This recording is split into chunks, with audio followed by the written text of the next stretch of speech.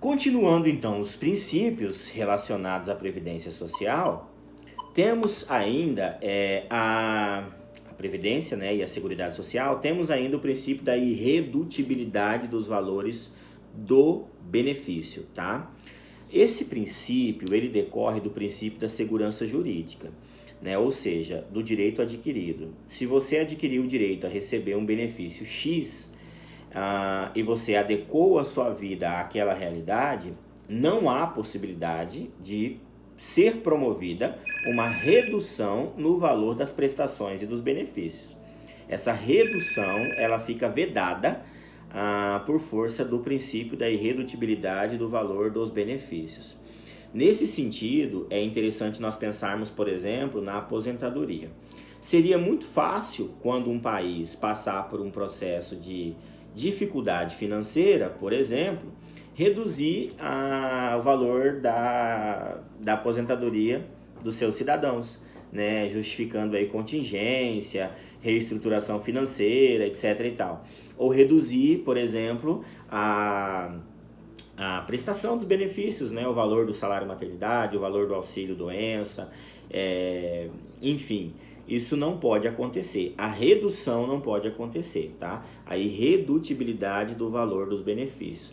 A não ser que haja comprovadamente um erro, né, quando do estabelecimento, né, do valor do benefício, né, seja por erro humano, seja por erro, enfim, né, mecânico, mas comprovado o erro no valor pela instauração, aí sim pode haver um pedido de ressarcimento e a redução, mas não de forma liberal, pela mera vontade. Isso não pode acontecer, tá? Então há uma garantia, né, constitucional no valor das prestações, tá? Artigo 201, parágrafo 4º da Constituição Federal, garante essa irredutibilidade do valor dos benefícios, tá bom? E ainda há, né, o princípio da equidade na forma de participação de custeio. O que é o custeio? O custeio é o fornecimento dos valores. O custeio é justamente o custeamento, né, desses valores necessários para que a Seguridade Social aconteça. É de onde vem a renda, né? As fontes que sustentam os serviços e os benefícios prestados pela Seguridade Social no Brasil. E essa equidade na forma de participação no custeio, ela deriva de outro princípio, que é o princípio da capacidade contributiva. Então, quem ganha mais, contribui com mais. Quem ganha menos, contribui com menos. Essa é a regra, existindo um piso e um teto, né? Então, se você vai ganhar mais, o seu INSS, por exemplo, vai ser maior, né? E que bom, né, que há um desconto maior, porque é sinal que você está ganhando mais, né? Há pessoas, por exemplo, que o INSS é 1.000 e pouquinho. Há outras que o INSS não passa de R$200, para quem ganha salário mínimo e para quem ganha valores mais elevados, possuindo aí um piso e um teto, tá bom? Então essa capacidade, né, essa capacidade contributiva, ela é aferida por uma alíquota percentual que vai variar de acordo com a renda da pessoa, tá? Então essa alíquota, ela é disponibilizada todos os anos, tá, no site da Previdência Social e do INSS, e aí ela varia de acordo com o valor da renda, né, do cidadão contribuinte, para que haja a sua participação no custeio. Por exemplo, a Previdência Social é custeada, né, em parte aí, pela contribuição dos seus cidadãos. Então, todos os meses você vai pagar o seu INSS, ele vai vir descontado. Seja você um cidadão que trabalha em um emprego formal, né? Seja você um trabalhador autônomo, um contribuinte individual, um contribuinte facultativo, um empregado doméstico. A cada um é destinada uma contribuição em percentual, tá? Eu vou fornecer para vocês a tabela de 2020, se bem que essa tabela já vai ser alterada em 2021, mas eu vou fornecer para vocês a tabela de 2020 com os valores e alíquotas de contribuição de cada nível, tá bom? Por fim, por fim não, quase. A diversidade na base de financiamento, tá? Nós falamos então da equidade na participação do custeio e agora a gente vai falar da diversidade dessa base de financiamento. Há uma capacidade, né? Há uma filtragem de condição de custeio e agora ainda há uma diversidade na base desse financiamento. O que é isso? O financiamento da Seguridade Social no Brasil, ele advém de diversas fontes de custeio, tá bom? Quais são elas? Vamos lá.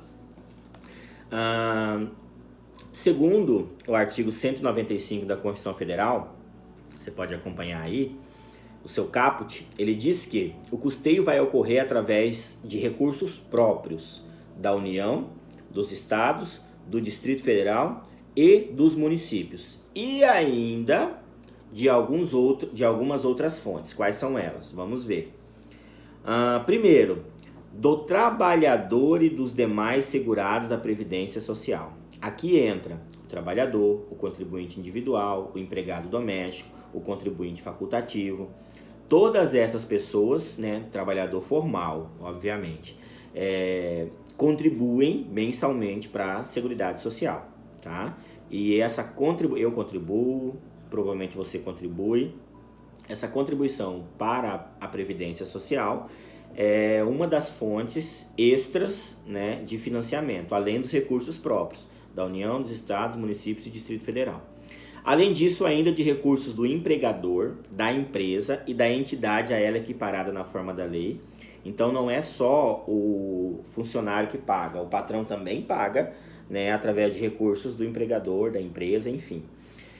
Os apostadores também custeiam a nossa Seguridade Social através das receitas de concursos prognósticos, por exemplo, as receitas derivadas do MTPrev, as receitas derivadas, do MTPrev não, do MTCAP, né, que é um título de capitalização estadual aqui do Mato Grosso, né, é um concurso de prognóstico, são os jogos, né, os sorteios de sorte, né, ficou meio redundante, mas é isso, né, são os títulos que buscam na sorte a premiação de alguém.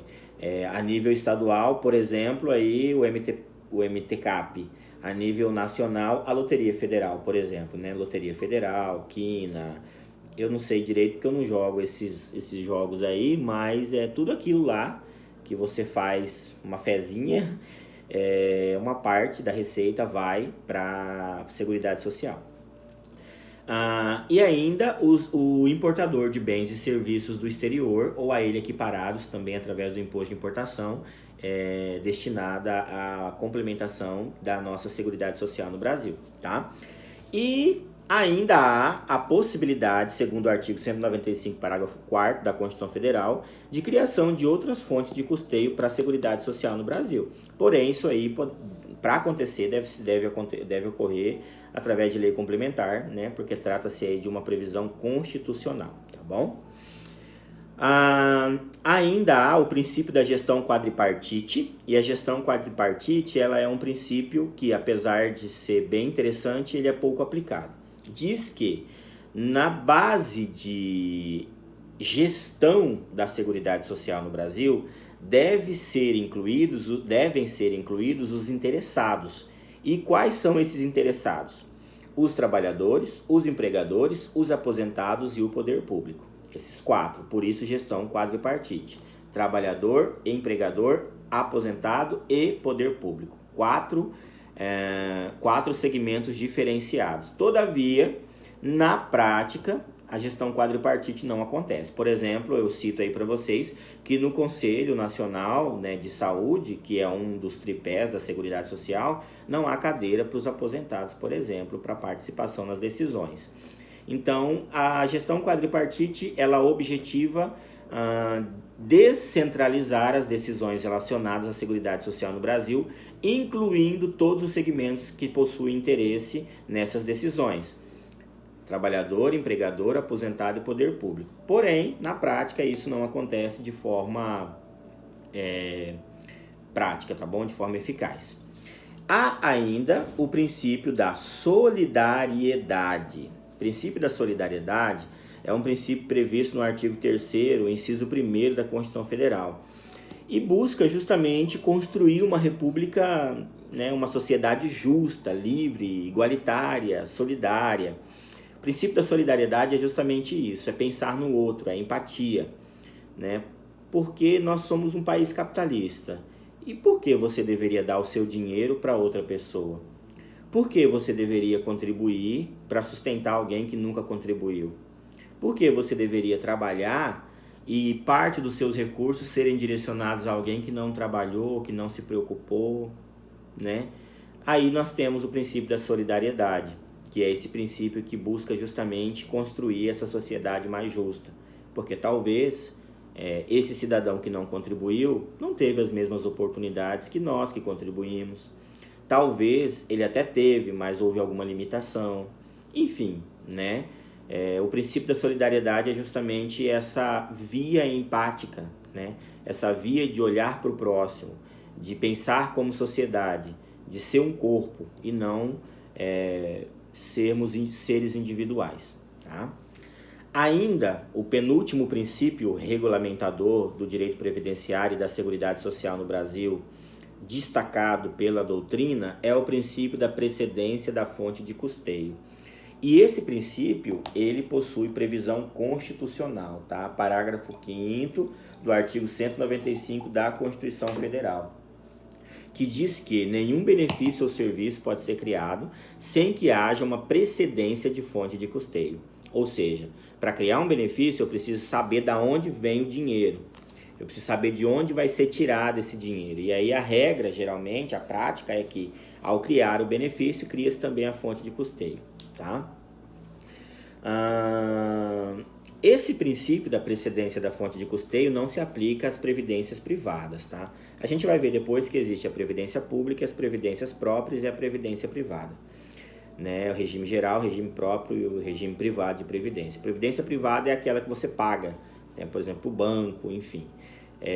Esses não precisam ter precedência de fonte de custeio. Tá?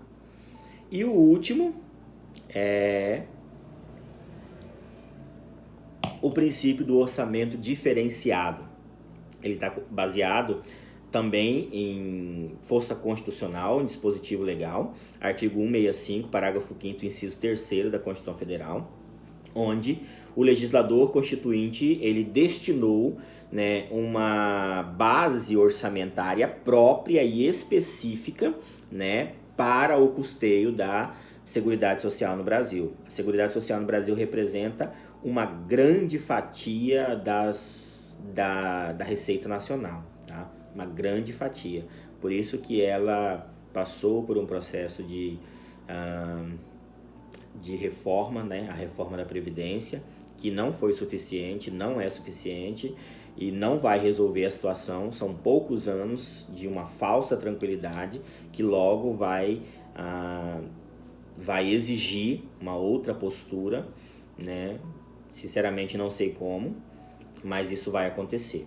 A exemplo, né, do princípio do orçamento diferenciado é a Lei Orçamentária Anual da União, que tem uma previsão específica de orçamento para a Seguridade Social no Brasil.